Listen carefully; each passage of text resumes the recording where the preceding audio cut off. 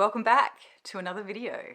I've had 2 coffees today. I'm feeling great, despite the fact that we apparently are back in winter here in the Southern Hemisphere. Okay, so today's video, as you may have already gathered, is me going through the fragrances that I wore the most over winter this year.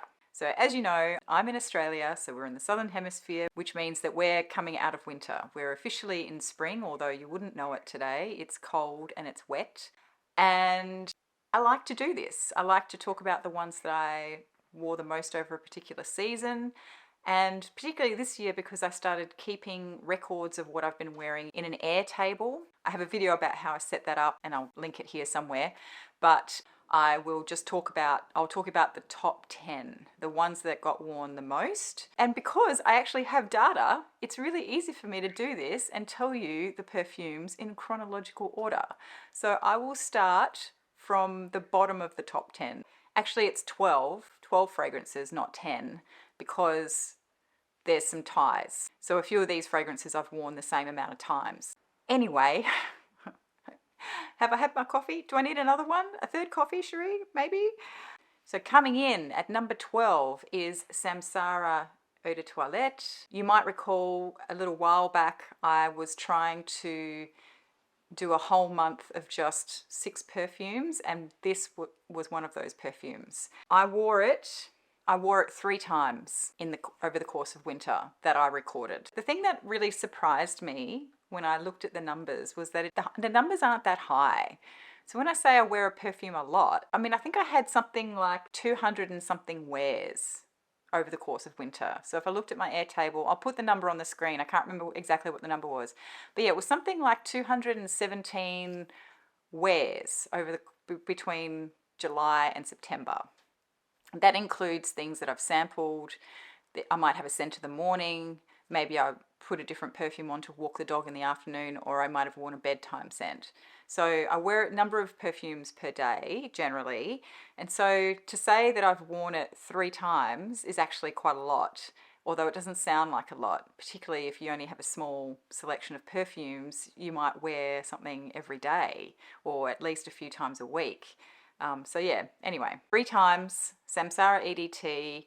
This is a really lovely ylang ylang and sandalwood fragrance, predominantly. I think there's lots of other florals in there as well. I'm pretty sure there's a fair bit of tuberose and jasmine and rose, etc. Basically floral and sandalwood, florals and sandalwood, and a very unique smell, really beautiful. At the moment, I'm preferring the Eau de Toilette over the Eau de Parfum. I do own the Eau de Parfum as well in several different vintages, but it is beautiful. A lot of, I know people think that this doesn't smell the same as it used to. I think it's still very distinctly Samsara. So anyway, I'm not going to get into debates over what vintages are best.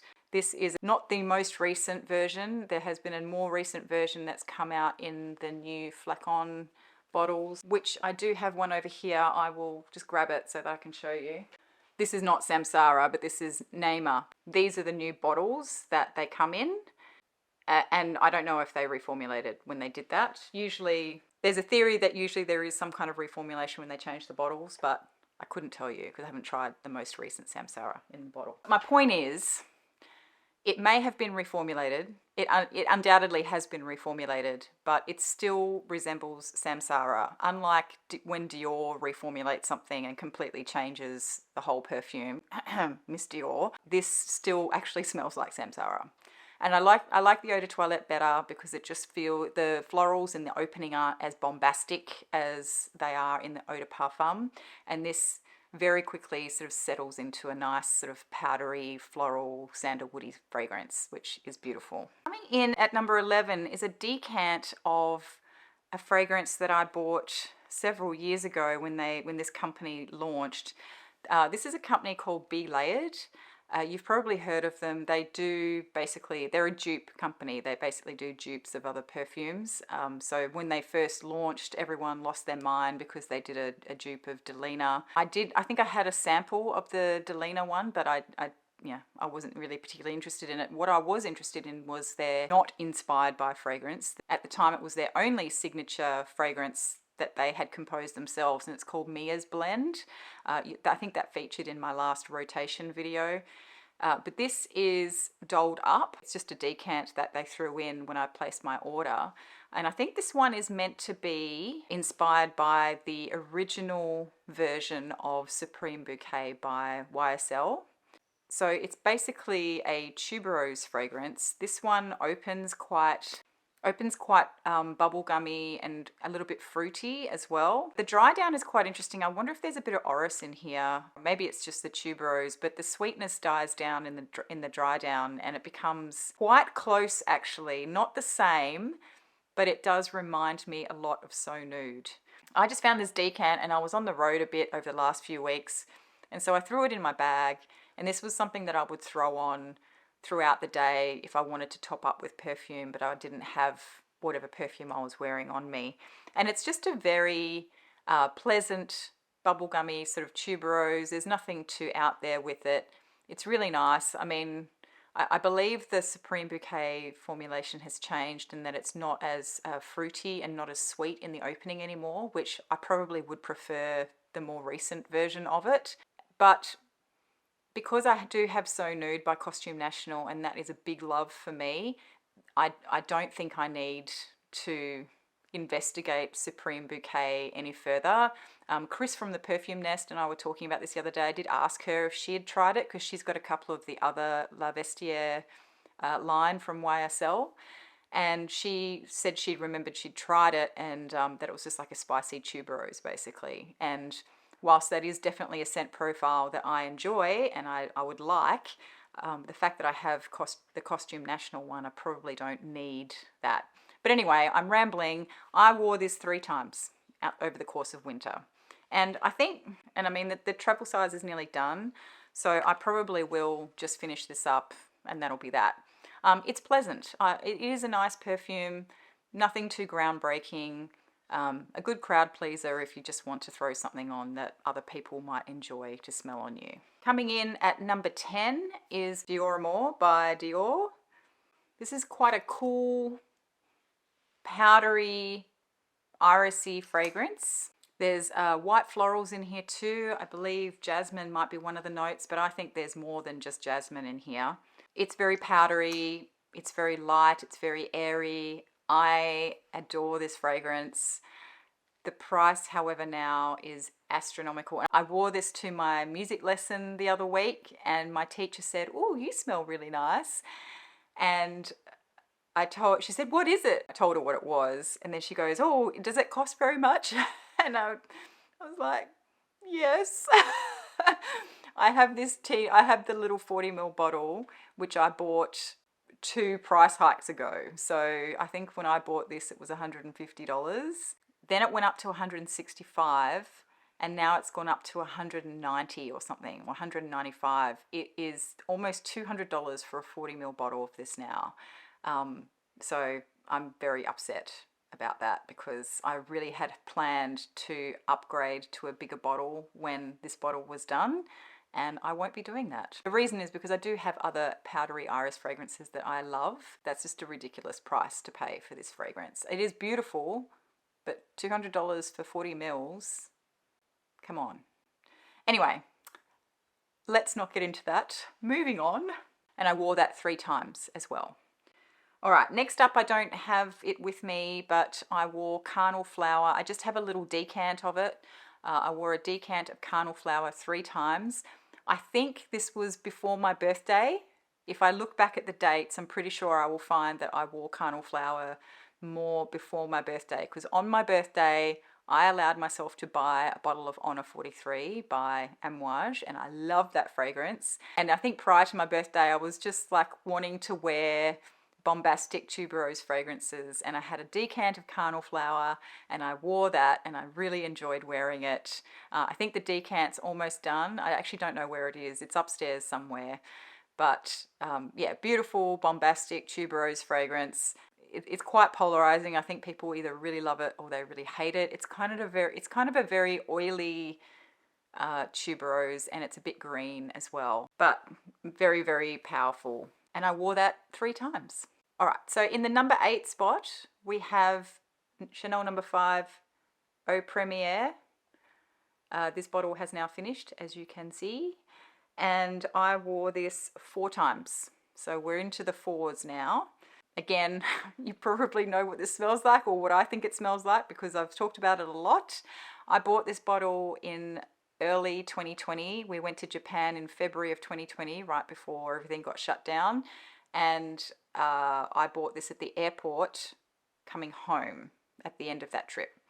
So I have been through a whole 50ml bottle in 2.5 years, and obviously I liked it because I wore it a lot. So this is obviously a more modern version of Chanel No. 5. The florals are a lot lighter and more approachable. It's slightly woody and a little bit powdery, so it's just very much more approachable. I think there might also be a little bit more vanilla in this compared to other Chanel No. 5 versions, because it does have a bit more of a sweetness to it. The way I've described it previously, I think, is a more vanillic, floral, woody, powdery version of Chanel No. 5. Much more approachable. Coming in at the No. 7 spot is La Panthere by Cartier. So this is a really, I think, wonderful modern chypre fragrance. It's very golden smelling. It's kind of fruity in the opening. I feel like I get something like nectarine or something from it. It's quite a yellow fruit.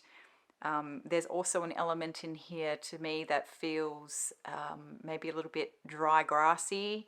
I guess that's the oak moss element, although it's not actually oak moss in here. I think they used raspberry leaf, I think, as to give the same oak mossy feel to it. I really love this fragrance. I think it's fantastic, and it also performs really well. It lasts all day long, so it's great for an office scent. The only thing that might not be so great about it as an office scent is that other people around you might not like it so much because some people really hate this fragrance. I think it smells amazing. It does smell like a modern take on an older style of perfume. So it has kind of a vintage feel to it, but it also has this modernity. It feels kind of modern, and I just really love it. So it's La Panthere. I wore it 4 times. Next up is one that I love. I bought this. This is kind of a cheapie. When I say cheapie, I think I got it for less than 50 bucks from a local chemist a couple of years ago. This is Ombre Rose, and it's by a perfume brand. It's actually written on here, Jean-Charles Brosseau. I really like this. I confess, I mostly bought it for the bottle, but I actually really like the smell as well. It smells like a very light powdery rose. It has a bit of a talcum powder vibe to it. So I really like putting this on after a shower at nighttime, and sometimes it'll become my scent of the night or my bedtime scent. Other times I put it on after a shower, and then after a little while I might put something, I nearly dropped my phone then, I might put something else on, so over the top of it. But it has this beautiful dusty powdery talcum powder vibe to it, and then it's got that rose in it as well. It's almost a little bit soapy as well. I wouldn't necessarily call it a soapy fragrance, but yeah, I've really grown to love this. This is one that I had sort of lurking around, and I never really touched it. I basically just had it, and I do keep it in the bathroom. Naughty, Cherie, naughty, wrist slap for that. But that's because I only bought it for the bottle, and I didn't expect to actually like the fragrance, but I do. Obviously I've been wearing it. I haven't been wearing it as a daytime fragrance. Like I said, I always wear it at nighttime after a shower. Yeah, it was just sort of something I had sitting around and never really thought about, never really thought to talk about it. But then I've been reading The Ghost Perfumer, you know, the whole expose about Olivia Creed, and this got a mention in there because I think Pierre Bourdon's first wife made this fragrance. So that's kind of prompted me to start wearing it, and turns out I really like it. So there you go, Ombre Rose. I wore it 4 times. In the number 5 spot, I have Ombre Narguile. I don't know if I'm saying it right, but this is by Hermes. Matt bought me this for my birthday because I have been wearing for a long time a decant of this, and I particularly enjoyed wearing the decant of this after yoga, and he kept asking me what it was, so he bought me this, and I'm really, really happy because this is my first official Hermescence bottle. I think I've got other like little travel size ones, and I always buy, I mean, I never buy anything full retail if I can avoid it. And Matt had to go into the Hermes store to get this. So we went on a day trip, we went on a day outing and went to the Hermes store and had a look around. I loved the whole experience, I have to say. They are a bit snooty, I'm not gonna lie, but you know, I expected that. But it was really funny because I knew what we were looking for, right? So we asked him if they had any bottles of this, and he said no. But then he disappeared, and then he came out and he said, well, actually, the last bottle that we had, we were holding for somebody else because they always sell out of this.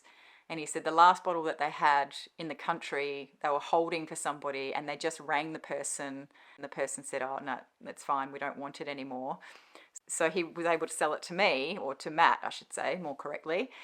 But because I was there and talking to him about it, he's like going, oh, so do you want to try it?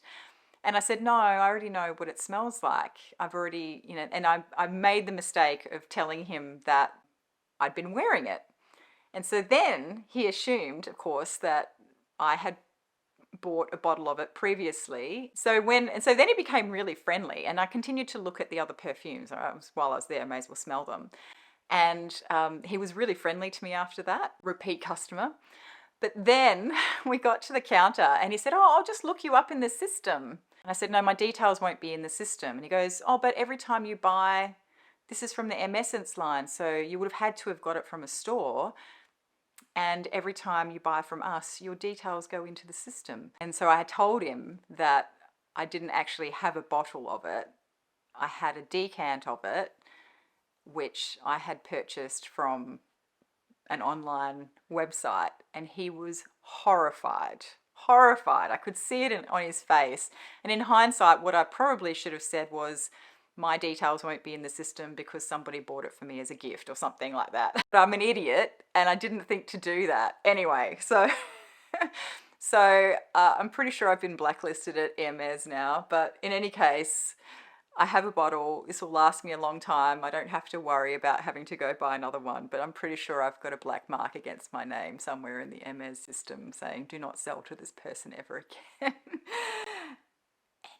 So that is Ombre Narguile by Hermes, and did I say already, but I wore this 4 times. Oh, I should say, this is a very cinnamon heavy, light amber fragrance. So it's very airy and light, even though it's got cinnamon, a lot of cinnamon in it.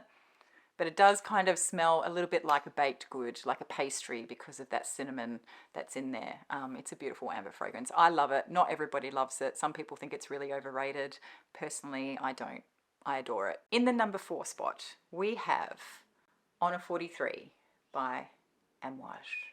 As I mentioned earlier, I bought this for myself for my birthday. It was my one and only authorized bottle purchase for the year, and I love it. I love it, I love it, I love it. It's a very lush tuberose fragrance. It's quite green. There is something quite astringent in there as well, really sort of sappy green, like you've just broken off the tuberose flower from the stem and you're getting that sort of sharp sappiness coming through. This to me is like a completely different thing from the original Honor. I can't stand the original Honor. It just doesn't work on my skin. It smells like stale water to me, like pungent, stagnant pond. I don't get that from here. This is just a beauty. It's, as I said, it's a very green tuberose. It dries down very creamy. It's not too sweet, but I think there might be a little bit of fruit in there. Oh, it's so good. it's so good. I think it's a bit woody in the base as well. And I'm so looking forward to wearing this, you know, over summer. It's going to be amazing. Yeah, so I bought this secondhand off a friend in one of the Facebook groups. I've purchased from this person before, and he was just trying to free up some money for something else, so he sold it to me for less than half price, which was amazing because I don't think I wouldn't have paid full price for it. So I think full price it's about $700, and whilst it is a very beautiful perfume and I love it a lot, I just don't think I could pay $700 for a bottle of perfume. I think I do have an upper limit on in my brain about where I would go to spend, how much I would spend on a bottle. I think I'm sort of tapped out definitely at about $500. So I just can't do more than that on a bottle of perfume. So I'm very grateful I was able to pick this up secondhand, and I love it. And I've worn it 5 times since my birthday in July. All right, in the number 4 spot, also with 5 wears, is the Narciso Rodriguez EDT. I'm positive that this bottle is almost done because, as I said, when I try and spray it, the sprayer really sputters. Like it can't get a full, you know, tube of juice, but it's never ending. It just keeps going. So let me see if I can show you. Oh no, so now it's doing it. So I think when I'm spraying myself, because it is such a bulky bottle, I end up sort of tilting it. So it's obviously, the level is obviously down far enough that if I tilt it, then the little tube can't access the liquid, depending on which way I tilt it. So it is kind of hard for me to spray it on myself, but I'm sure it's nearly done. It does sort of it is starting to, I think, feel a little bit empty, and I'm not able to hear the liquid splashing around like I used to, so maybe there is just a tiny bit of liquid left. Maybe I just spritzed the last spritz on camera. But I know I've been saying since pretty much the beginning of the year that this was going to be finished this year, and I still haven't finished it, which I'm okay with because I do love this perfume, and it is discontinued now, I think, so it's probably a nice thing that it's lasting longer than I thought. Anyway, so this I wore 5 times. I think I already said that. So anyway, that's Narciso EDT. Next up in the number 2 spot is Le Desert Marocain by Andy Tower. No descriptions needed. A very dry, spicy amber. Spicy as in, I think I get lots of things like cinnamon and nutmeg. I think I get the bitterness of nutmeg in here. There might be some clove as well. It's very dry, like a spice cupboard dry, and there is a beautiful vanilla note that comes out in the dry down, and it mingles with those spices so that it smells, yeah, like a dry, sweet dessert, spicy sort of dessert. It doesn't smell like cake. Oh my God, it is so good. It is so good. I think in one of my recent Instagram posts, I said that I took this on a work trip when I was traveling for work, and somebody said that, you know, they were shocked that I wore this to work because they said it wasn't office friendly. I kind of disagree. I think as long as you don't go crazy with the sprays, it is a very potent fragrance, and I think as long as you don't go crazy and overspray, you're not going to offend anyone really, because it becomes this, it dries down to this beautiful, spicy, dry, woodsy amber that has, you know, this underlying sweetness of vanilla in there. I think it's, you know, on skin, and once it's dried down, I think it's very approachable. The opening is very different, and that's maybe not as approachable, but by the time you put it on at home and then go to the office or something, I think by the time you get to wherever you're going, it's warmed up enough on your skin that it just has that beautiful spicy vanilla kind of feel to it. Anyway, I personally love this fragrance, and it performs very well, and I will continue to wear it to work. No one has been offended by my perfume at work so far, so I'm going to continue to wear it. So that was Le Desert Marocain, and I wore it 5 times. Drum roll, please. The fragrance that I wore the most in winter this year was No surprises there. Almond Woman. Love it, love it, love it, love it, love it. Ah, oh, so good. Cardamom, dark green, foresty florals, and lots of spicy woods. Gorgeous. So unique. So me. Oh, not that I'm saying that I'm so unique, but you know, it's just, this is my fragrance. Okay. This is just, it is my go-to. The data doesn't lie. I wear this more than anything else. And it's interesting because it is a very strong fragrance and I don't wear very much of it when I do wear it, as evidenced by the fact that when I think about how much I wear this compared to other fragrances, I probably should be just about done with this bottle by now, and I'm still only a third through it. So it's just, this is what I love about Allman Jane fragrances, that they're really high quality. They use lots of oils in their fragrances. They last really well. Oh, beautiful.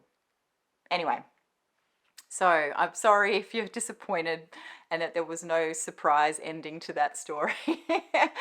But I wore this 7 times over the course of winter that I recorded. I think there might have been a couple of days that I didn't record it. But yeah, I mean, it's the best. And when I finish this bottle, I will probably buy a big bottle of it because why the hell not? Anyway, that is my top 12 fragrances that I wore over winter this year.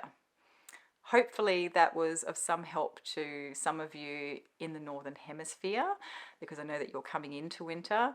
I mean, I know some of these fragrances were a bit random. What I should have done, I think, was split this list into 2 and split it between bedtime scents and daytime scents, because some of these are in here because I wear them to bed a lot and they get lots of wears, but it's not necessarily because I'm wearing them out in public or anything like that. So I think when I do this next time, I might split the data a bit more and actually work out which ones were primarily worn for bed and which ones I wore during the daytime, and that might be a little bit more helpful to you. It'll also mean that I basically get 2 videos out of the one idea. All right, do give this a thumbs up if you enjoyed it. Thank you so much if you made it this far. And I will see you in the next one. Bye. A little different than all the rest.